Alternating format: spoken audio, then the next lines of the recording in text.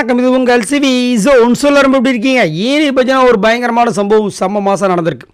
அதாவது fan zone அப்படின்னு சொல்லிட்டு ஹாட்ஸ்டாரில் வந்துட்டு பிக் பாஸ் டீம் டெய்லி வந்து ஒரு கொஸ்டினை கொடுப்பாங்க. அதில் பார்த்தீங்கன்னா இன்றைக்கி வந்துட்டு என்ன கொடுத்துருந்தாங்கன்னா, இந்த வீட்டில் டாஸ்க் எல்லாம் ஸ்போர்ட்டிவாக விளையாடுற நபர் யார் அப்படின்ற மாதிரி விஷயத்தை கொடுத்து அதில் வந்துட்டு 4 பேர் வந்து அவங்க கொடுத்துருந்தாங்க. யார் யார் பேர்னா முத்துக்குமரன், மஞ்சரி, சௌந்தர்யா, ஜெஃப்ரி.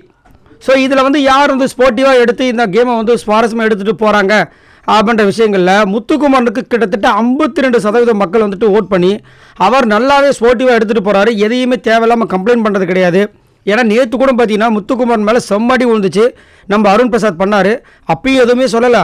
இதுக்கு முன்னாடி வந்து அந்த டால் டாஸ்க்கு அதுலேயும் வந்து 2-3 அடி செம்மையாக விழுந்துச்சு, அப்பயும் அவர் எதுவுமே சொல்லவும் கிடையாது. ஸோ அதை வந்து ஸ்போர்ட்டிவாக எடுத்துகிட்டு போயிடுறாரு. அதே மாதிரி அடுத்தபடியாக யாருக்கு மக்கள் வந்து ஓட் பண்ணியிருந்தாங்கன்னா மஞ்சரிக்கு. மஞ்சரி பார்த்தீங்கன்னா இது வரைக்கும் எதையுமே கம்ப்ளைண்ட் பண்ணது கிடையாது.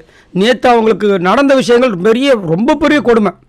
ஏன்னா இவங்க போயிட்டு ராணுவுக்கு பிரச்சனையாக இருக்குது, அவங்க டீம் வாழ்க்கை பிரச்சனையாக இருக்கும், கையை விலைக்கு விடுறாங்க ஜெஃப்ரியோட கையை.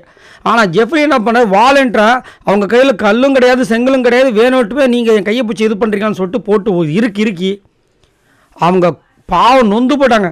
ஆனால் இது வரைக்கும் அதை பற்றி வாயவே திறக்கல. அதே மாதிரி டால் டாஸ்க்லையும் அதே மாதிரி நடந்துச்சு.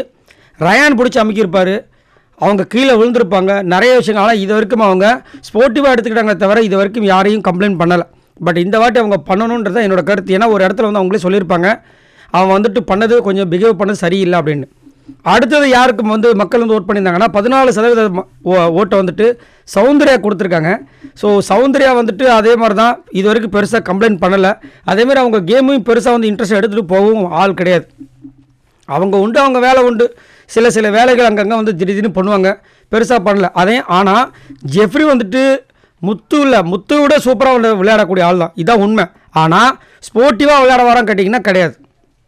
அவர்கிட்ட வந்துட்டு அந்த மாதிரி வன்மங்கள் எக்கச்சக்கமாக இருக்குது, ரொம்ப அதிகப்படியான ரவுடித்தனம் எக்கச்சக்கமாக இருக்குது. இவங்களாம் யாருமே இது வரைக்கும் அவர் வந்துட்டு இந்த ரெட் கார்டு எல்லோ கார்டு கொடுக்காத காரணத்தினால இவர் பண்ணுறது எல்லாமே சரி நினச்சிட்டு ஒரு விஷயம் பண்ணிகிட்ருக்காரு. டால் டாஸ்க்லேயே அவர் பண்ணது ரொம்ப பெரிய ஒரு ஃபிசிக்கல் அட்டாக்கு. அது கொஞ்சம் மாறுதலாக போயிருந்தா கண்ணே போயிருக்கும் ராணுவுக்கு. ஆனால் அங்கே வந்துட்டு பெருசாக சொல்லாமல் சின்னதாக வந்து வெர்பல் வார்னிங்குமே கொடுத்து விட்டுட்டார். அதுதான் இப்போ வந்து என்ன ஆகுது, விதை அப்படியே மரமாகி இங்கே வந்து விருச்சமாக நிற்கிது.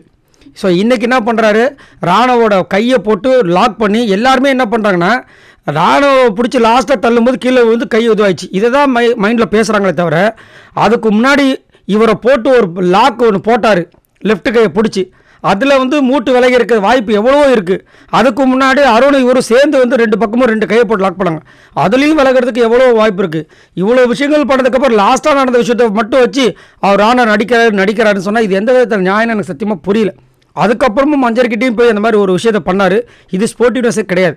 ஸ்போர்ட்டிவ்னஸ்னால் அப்படியா நீங்கள் விளக்கிட்டீங்களா, சரி நான் போய்ட்டு என்னுடைய பிரிக்ஸை வந்து நான் பார்த்துக்கிறேன், அந்த மாதிரி பண்ணுறது தான் அந்த ஸ்போர்ட்டிவ்னஸ். ஆனால் அங்கே வந்து பழிவாங்க எண்ணத்தோடு வந்துட்டு அந்த மஞ்சரியும் தாக்க வந்தது வந்துட்டு சுத்தமாக கிடையாது. அதனால தான் மக்கள் வந்துட்டு சரியான ஒரு மரணடியை வந்து ஜெஃப்ரி கொடுத்துருக்காங்க. ஸோ நீங்கள் உங்களோட கருத்தை சொல்லுங்கள்.